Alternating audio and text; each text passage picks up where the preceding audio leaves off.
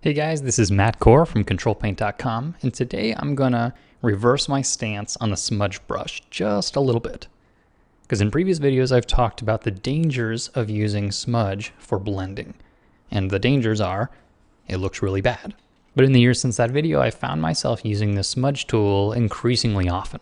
So I'm gonna show you a few ways to make it way more effective. But as a quick reminder, if you look below the post, you'll find links for free brushes and worksheets, as well as in-depth premium series available in the Control Paint store. With the smudge tool active, it's very important to click the Sample All Layers button. So here when I smudge, it's very visible, but what I've done is actually make this on a separate layer. And what that allows me to do is either with a mask or with the eraser brush to erase away what I don't want. So I have very tight control, because that's always the danger of the smudge tool, is that you just don't have the same kind of blending control that you do with the on-screen mixing method. So for that, doing it on its own layer is a must. But you still notice that it looked kind of bad. It looks a little bit like a marbling wand, and that's not what we want. So the next thing to do is to change the way the brush operates. So normally what I was using here to paint with was just a hard round brush, and that's why it's got such a severe edge. What we want instead is something that's a little bit more randomized. So with the brush settings, I'm going to change a few things. In brush tip shape, I'm going to make the spacing way wider so you can see individual overlapping shapes. And then I'm going to turn on scattering and make it scatter a little bit like that. So now what the brush looks like is this. Not good at all for painting, but would work quite well for the blending. And let's see how that differs. So I'll choose my blending tool, do the same deal, move the spacing out a bit, turn on scattering. I'm going to make a new layer, make sure Sample All Layers is checked. And I'm actually going to turn down the strength to about 25%. Now that looks a lot better. All I did was move the cursor over this transition, and it very nicely gives a broken, soft smoothing, which I can erase away with the brush because it's on its own layer.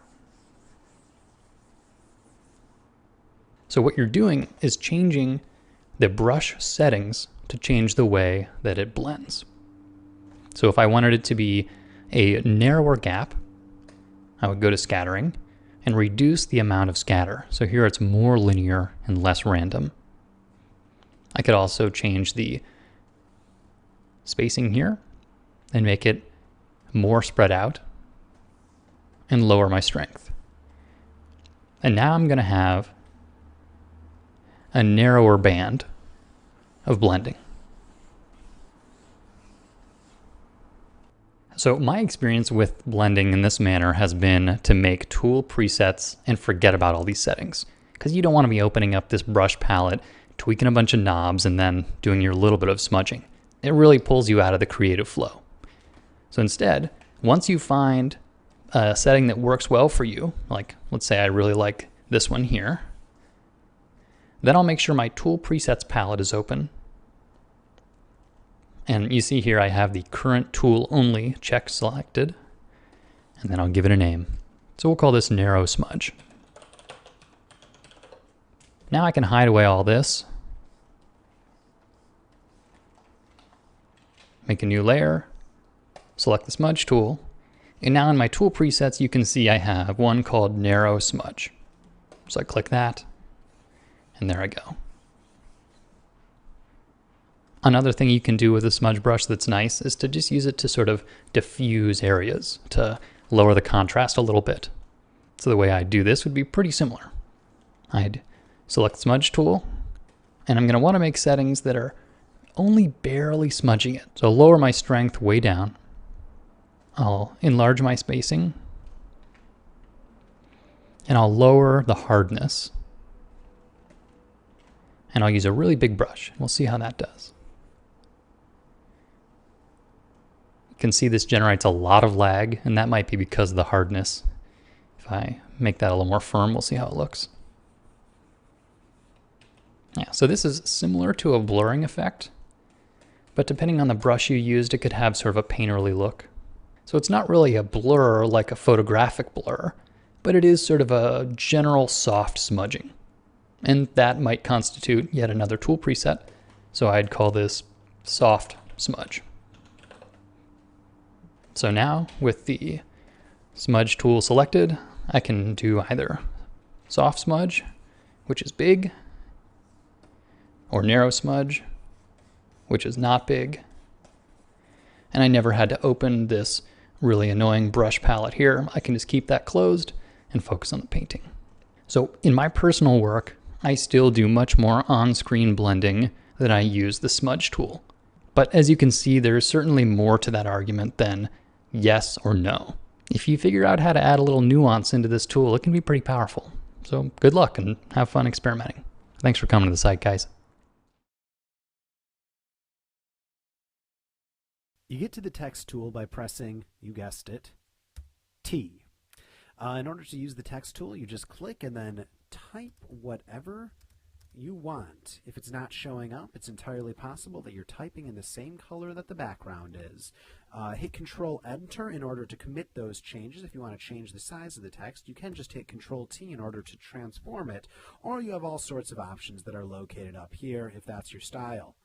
If these are not enough options for you, there are even more options located in the character window. So the character window you get to by either clicking here or by going into Window Character, and then you can do things such as make it all caps. You can do things such as do faux bold, or a much smarter option, normal bold. There's an option for italics up here. Always do it over the option over here. So there's all sorts of typography options that you can play with in that window, and I suggest you do. So I'm just going to go here. I'm going to put it on regular. There we go. Or actually, let's set it on bold because that seems to be the thing in vogue right here. Control-Enter to commit those changes. The other way to create type is by clicking, escape, clicking when your cursor looks like this, and dragging. And now it will always fit in this box no matter what. So I'm just going to copy that and paste that a bunch of times, and it makes it so it fits in here. If I press Control-A to select all, I can just Alt-up arrow in order to change the line spacing, or I can just do that right here as well, if that's more your style. So again, I just did that right up here in this box over there. Control-Enter to commit those changes, or enter on the numpad if you're not using it on a box. Are there other options for type? You betcha. If you go into Window Paragraph, there's a bunch of options for paragraphs, such as something like justified, hyphenate, all sorts of things. So I'm going to hit Control-Enter, and that's looking pretty darn good to me. The other things located under text, if you want to do vertical text, this is vertical. I'm going to hit Control-T, and that's a way to do vertical text right there. Notably, there's a lot more options inside of Illustrator, but this is good for basics. If you want to create a selection in the thing of text, here is selection from text. So now you have a selection that's in the shape of those letters. I can't say I've ever used this option, but if you want a horizontal type mask tool or a vertical type mask tool, they're located right there. Just as a tip, a better way to go about getting this is just type whatever you want using the type tool, and then just hold down Control and hit on the, look at the cursor, hit on the icon for the layer in the layers palette. So not this area, and not this area, but where the icon is right here. And then you'll get an outline in this shape if you want a selection of the layer of type right there. So that's the text tool. For the full 4-hour Photoshop crash course, click on the link below. And to get more of the tools, just click on this link inside the video itself. Thanks for joining me.